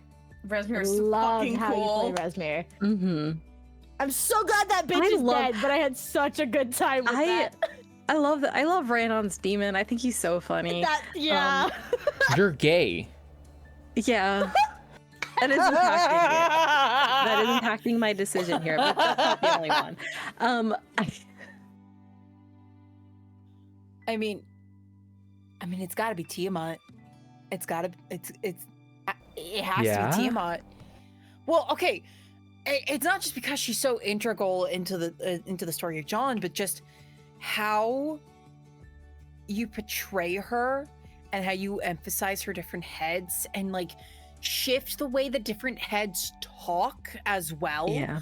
Like the different attitudes the So heads good. have, and just the way that in both how she appears to John and how she appears to Freya is very different as well. Like I think what it is I love your portrayal of her in those instances, Franz. I think that's what makes her a favorite NPC. Because I mean, in our home game that we talked about earlier, y'all had a favorite NPC that I ran that just because I think of how I played him. And so the way how you play Tiamat is why I love her so much. Yeah. Don't get me wrong, Resmir's good, Carlon's good, they're so good, but Tiamat festers in my brain. I get brain rot thinking about the scene I had with her when she first appeared to John, like actually appeared to John. Mwah. Can I mention the difference between the interactions between Tiamat and John and Tiamat and Freya with interacting with John, it's an I need you, and when interacting with Freya, it's I know you need me, which was really fucking cool. And then it fucking swapped. I think that's so lit. It was also like her approaching us differently because she's approaching you because, like you said, you needed something from her. The way she approached and talked to John was with honeyed words, because with John, you can catch him with honey rather than vinegar when it comes to Tiamat. So like that's what I loved about your portrayal of her, is just how different she reacts to two people she has a death grip on, one way or another. Yeah. It's so good. It really plays into her trickery domain as a god. Also like that a lot. So good. Yeah. So I cannot say any of this outright because I still want to do season 2, and there's still a lot more to learn, especially with like Tiamat's prior plans for John. Maybe still current, who knows? I'm not sure yet. But scary. When I first made the decision to make Freya's unnamed patron and avatar of Tiamat, I went down sort of like the rabbit hole with a lot of different gods and like avatars. I read a lot about Bahamut and like how he created avatars and how different gods interacted with their avatars and what that means in different settings.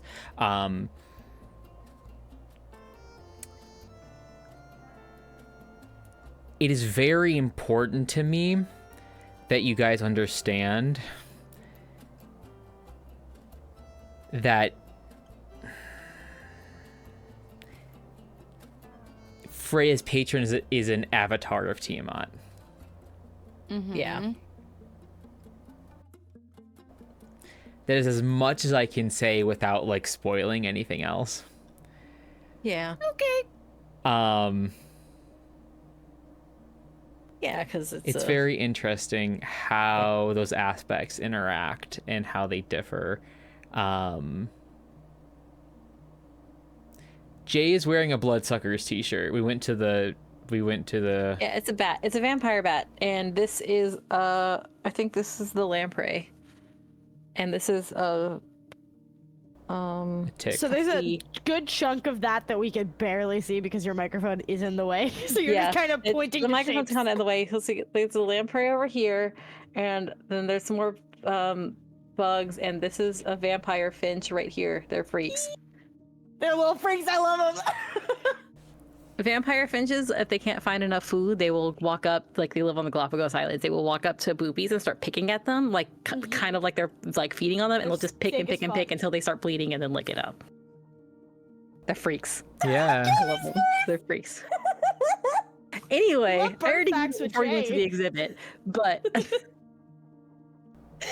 anyway, yes, it's from a exhibit about bloodsuckers. We went to the and museum. Animals and it has animals and vampires. You should look up and chupacabra. You should look up flamingo crop milk. No. No, I'm good. Anyways, No. What's the next question? What is the next question? I don't know. If you could change one decision or one aspect about your character or about how something was portrayed or like even something that like I did that you would have wanted to see differently, you think it would have been fun if it played out XYZ way, what would that be? And that'll be our last question because I don't want us to go on too long. Mm-hmm. Yeah, I'm thinking I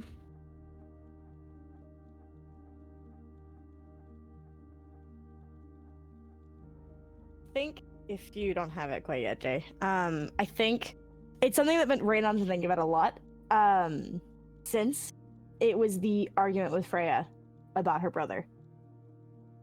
I was, I think, really fucking tired or had a headache, so I wasn't like 100% in it at that point. So it's partially me, but also Rhiannon really regrets that because she is trying to be as good of a like friend as possible to Freya, but she knows that that was a big fracture of it, and she really fucking regrets that. It's just something I think about a little bit. After Freya died, I don't think I made it super clear, but like, I mean, kind of, but Val wasn't super pressed on getting back because they're part of like their religious upbringing is dying in battle is one of the most noble ways to die. You either die in battle or you die of old age, where you go and you like are joined in dance with their goddess. And I don't think I made that super clear, so no one said anything about the fact that they were just kind of like, you can just get recuperate and just make sure that everything is fine before we go back, you know. That could have been interesting, but also it's like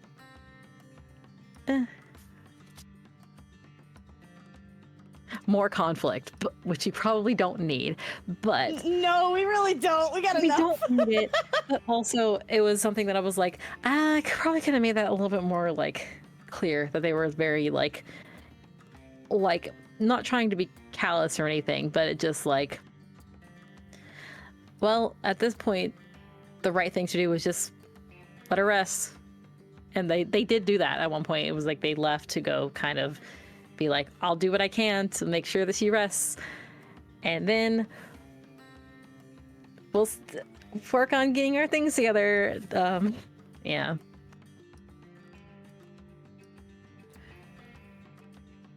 So there's a couple of things that I didn't necessarily want to change in any way, shape, or form. I just think it would have been cool to see. Just more general interaction with Lily, because I feel like she has so much that she could say and put forth to the interactions with the group. Especially if she tells Freya to shut the fuck up because she's being a bitch.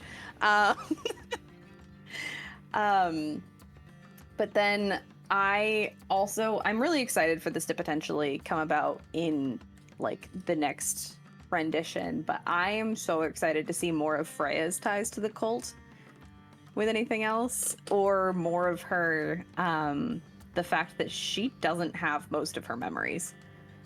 And she's trying to play it off like she knows exactly what she's doing, but she really doesn't know who she is. That's all. Yeah. I think probably a moment, this is way early, but this would have changed a lot of the dynamic of the game, is if John had killed Frulum much earlier than before she was in the jail cell. That would have changed so much. It's not that I regret it. Mm-hmm. It's that thinking back on it, that would have changed a lot of the trajectory of, I think, John's story and growth. Mm-hmm. It would have changed the dynamic of the party a little bit too. It would have changed a lot of things. Yeah.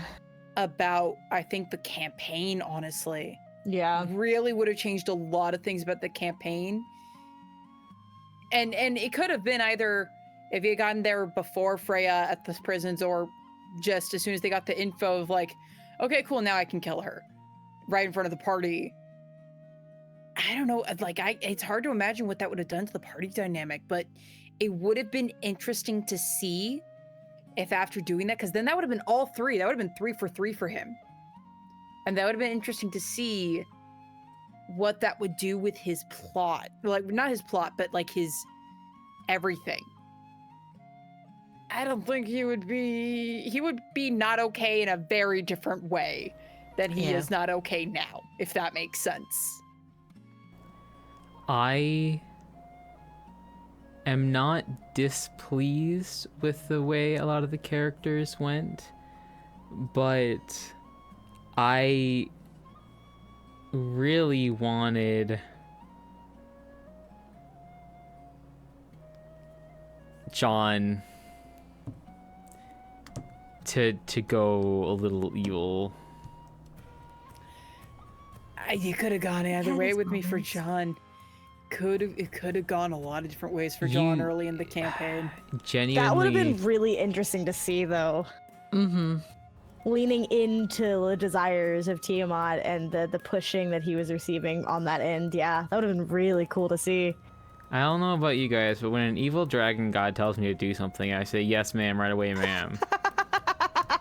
I think if that had happened... I wonder, at this point, I understand why Tiamat said Val.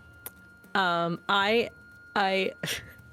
took a shower and I couldn't stop thinking about it. It came out and I was like, here's reasons why I think Tiamat should tell John to kill Val. So I understand. But also, I wonder if she had built up to that, if he would have maybe done it, or because it was so sudden from kill these people who have wronged you to killing somebody you care about. Person that you care deeply about. Here's the thing. She did build up to it, though. If John had killed Frulum, I think his heart would have been a lot more closed off and not as receptive to Val. So I don't think Val. I don't know if Val would have pursued. I think Val still would have had some, not influence, but an impact on John in some way, but not the way that it is now. No. The same with Freya. Like, oh my god, yeah, his interactions with Freya would be much different. Because Freya's over there telling him to do what he's already wanting to do. So here's the thing. I understand how it may come off as like very sudden to the group of you, but to me it isn't, because the few interactions that we've directly had with Tiamat and John's dreams have been very much a like, you know, kill them, like you can kill them, you can do this, like I believe in you, blah blah blah. And then it got into like, okay, cool, like you're so close, don't let them stop you from killing Rezmir. I need you to kill Rezmir with your own two hands. And then you made Petunia go kill Rezmir and save Val. You saved Valazir, and she was very angry at you for the first time. She was like, am I not, like, does it not mean enough to you to do this? Like they killed it was not only what was it was like, not only did they try and kill you, they tried to kill my chosen. That phrasing still scares me. Well, sorry. Well, I just real quick, it's like so she said, like, do you still want to make this up to me? You can still make this up to me. And John's like, well, yeah. It's like, okay, then like keep doing what you're doing. And like she's like, okay, well, do this. Go to the Well of Dragons, collect those things. I forgot her fucking name. Like the leader of the cult was waiting for you there. Severin is waiting for you there. And then other shit happened. But then, it was the card really that pushed it. So I'm like, what the fuck is going to be that? What the fuck is going to be that challenge? What's going to be? You were and then it was agonizing over that card. Yeah, but then you kept like, it all kept coming back to Val, and you kept coming back to Val, and it was like, okay, I need you to make a choice now. I need you to prove to me that you are still dedicated to like what you said we were, right? Yeah, so it's like kill it's like the interloper. It makes complete sense, and I understand like why the reasoning would be. I just think if it had been like, if it hadn't been for the card, that like, I mean, even if it hadn't just been for the card, I still gave you my bullet point list of why I think Tiamat would want Val dead.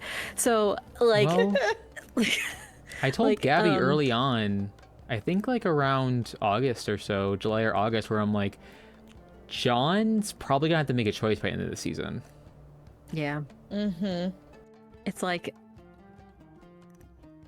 if she had been more involved, if she had been like guiding him more, maybe I could see him choosing her. 100% I would have killed you. 100% I would have killed you if she would have influenced him more. Oh my god, yeah.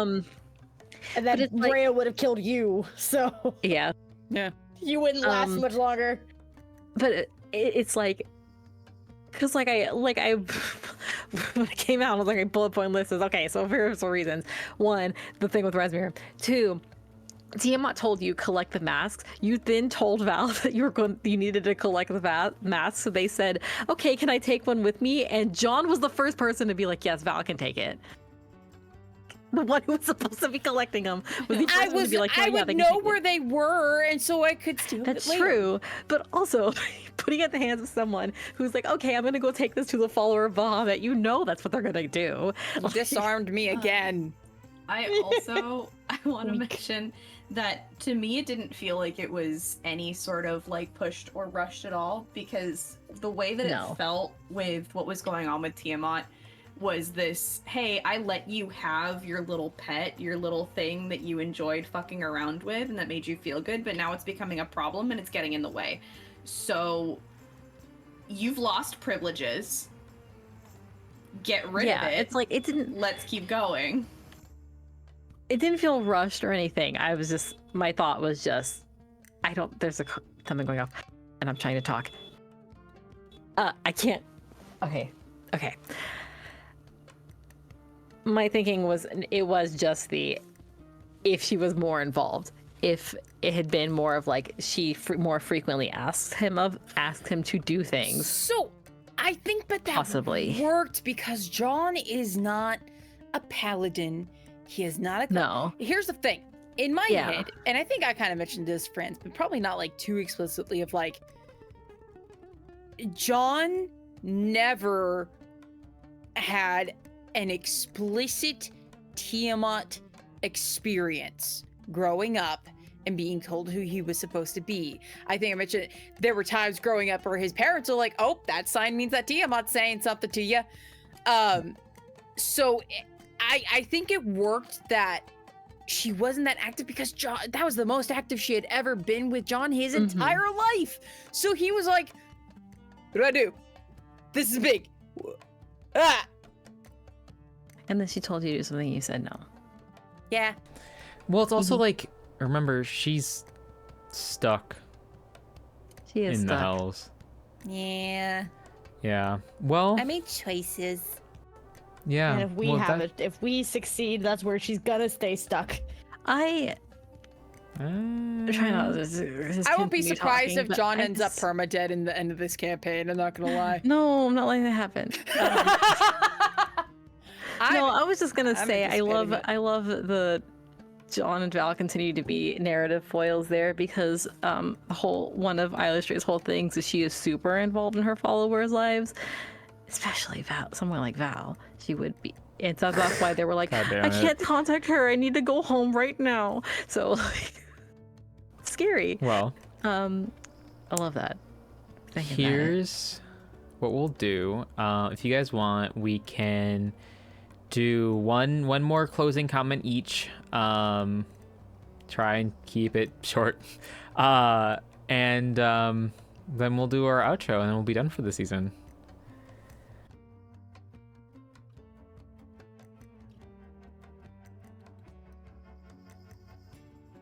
I don't really want to say anything about Val right now because a lot of my thoughts are related to things that we don't know yet.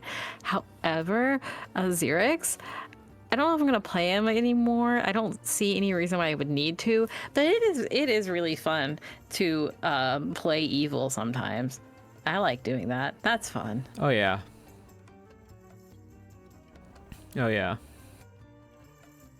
I was thinking about what we were talking about, John, like the potential of like going evil. It's really interesting because I joke about it a lot of like Rhiannon will take him down.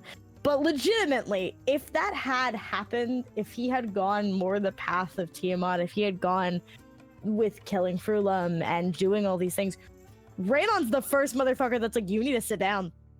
You need to step down. You need to back it up. He would have been a lot more subtle. Just gonna say. But with what Rhiannon's backstory that is not super heavily revealed to the group, this is what she's been doing for a long time, is dealing with the subtleties of the cult. If she noticed, he'd be dead. Flat out, she would have killed him if he had done that. It's still on the table depending on what John does, though. Yeah.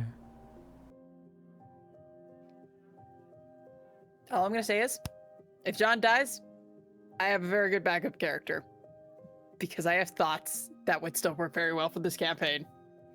Look, I'm the kind of person who anticipates their characters to die in a campaign, and that has come true at least once in a campaign. Oh. That's it. That's my comment. I've said what I wanted to say, and my head hurty, so I'm good. Okay. All I want to say is that I'm really excited to potentially keep going. Yeah.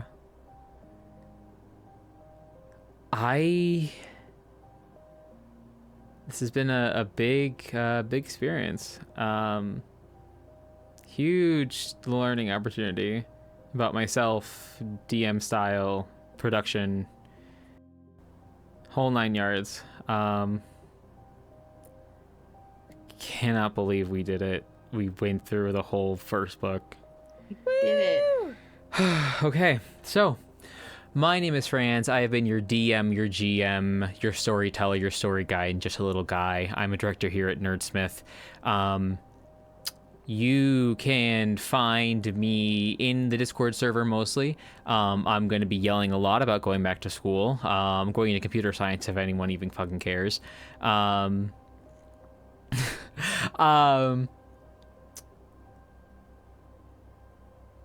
Players, please do your outros for the last time of the season, and we'll talk about a couple events coming up. Okay. I'm Jay. I use he and they pronouns. This season I played Valazir primarily, who is a Townsmar Paladin, and then Azirix, who's Deep Dragon Sorcerer. I also did the art of the characters that has been on screen throughout the whole season, and I mean, I'm gonna continue doing them for hypothetical season 2. I have a pinned tweet that links all my stuff. It's Jay with TXT, and you can find stuff there. Yeah. Right, it's me. I was just listening and having a good time. Hi, I'm Chelsea.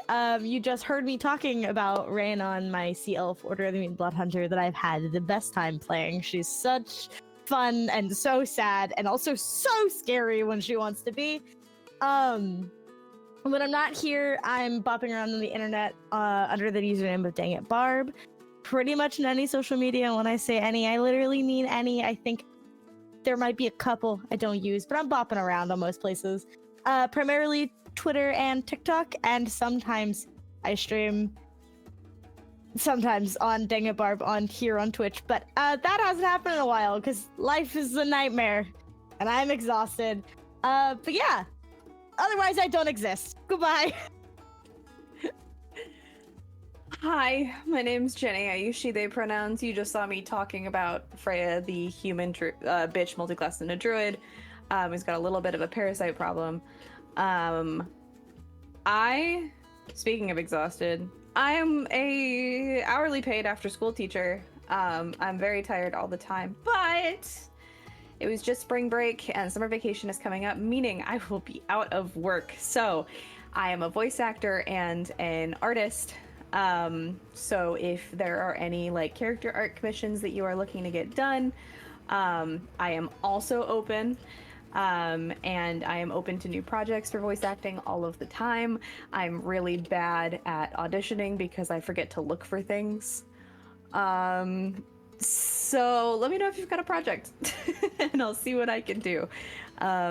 You can find me at Cerulean Siren 19 on Twitter or Cerulean Seamstress 97 on Blue Sky, or if you are a part of the Nerdsmith Discord, you are more than welcome to just shoot me a DM. If I don't see it, I'm not ignoring you. I swear, sometimes I just don't get notifications, or I do, and my ADHD kicks in and I forget that they exist. So, I hope you all have a great night. That's what I got. I am Gabby. I use he, they pronouns. I sit underneath the void that was once Chelsea. I'm still here. Hello. Sometimes I can still hear their voice. Hello? I'm gone. On the stream, I'm gone. Well, you're back now. Anywho, so I'm Gabby. I use he, they pronouns. For the first season, I play as John Lambton. He, him pronouns. Sidekick of Petunia. She, her pronouns. John is a human Drake Warden Ranger. As for me personally, I'm a nerd. I am a Twitch streamer. I Twitch here on Twitch. Usually on weekends and Wednesdays 6:30, but I think I'm taking a small hiatus at the moment just because I have stuff I gotta do. And so I am also a voice actor as well. I'm in a couple of projects at the moment that have not yet been released, but I'm waiting for them to be. And you can mostly find me. You can find me on basically any socials. You can find me on at BlappyGabby.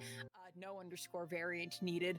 I'm mostly on TikTok and Twitter primarily, and I'm a moderator for the Nerdsmith Discord. So, yeah.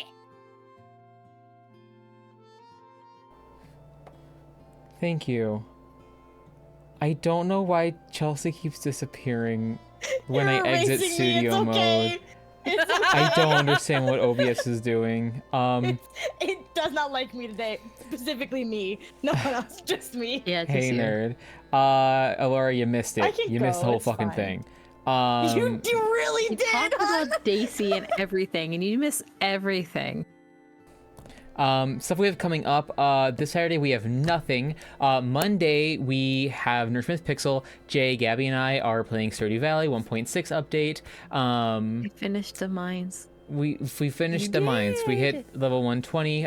We're prepping for summer. Well, We're prepping for No, summer. we're halfway through somewhere. And tomorrow in game is luau. That's We're right. going The to the luau. luau. Yes, We we're halfway finished through the summer fish for already. us because I was in the mines. I forgot we were already in. It's been Yeah. hot minute. Check us out. That's going to be at 6 p.m. Pacific and 8 p.m. Central. I've given up on Eastern time. I'm sorry, guys. It doesn't exist anymore. Yeah. Please, this channel, check it out. And then Thursday, we will have Hawthorne Manor, episode 3. Check it out. Very exciting. They are finally in the manor. We learned more about Deserim's backstory. A lot of teeth, a lot of blood, a lot of fae bullshittery. Yeah, not as much teeth as you think. It's fine. We're learning more about Laura. Little rock with a heartbeat. Interesting. Yeah, I don't know what's up with that. Go check it out. And then Friday we won't have anything. Stick around. I am planning to do some fun little one-shots and stuff on various days through Fridays. Yes, Gabby?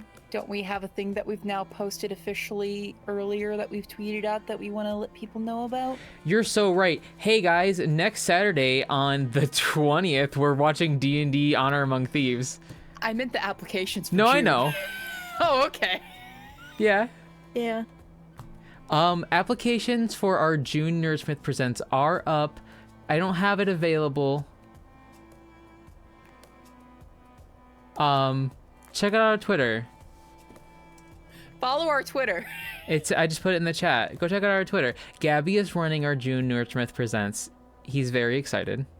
I'm so nervous. It's gonna be so good. It's gonna be so good. Please check it out. Application will be open for a little bit. Probably close in about a week or probably 2 weeks, closer to. But check it out. Join our Discord. Why don't you? God, yes, join our Discord. Discord. Yeah. Anyway, I think that's it. Stay tuned. Follow our socials. We will make an announcement when season 2 is ready to launch. Yeah. All right. Have a good night, everyone. Bye. Goodbye.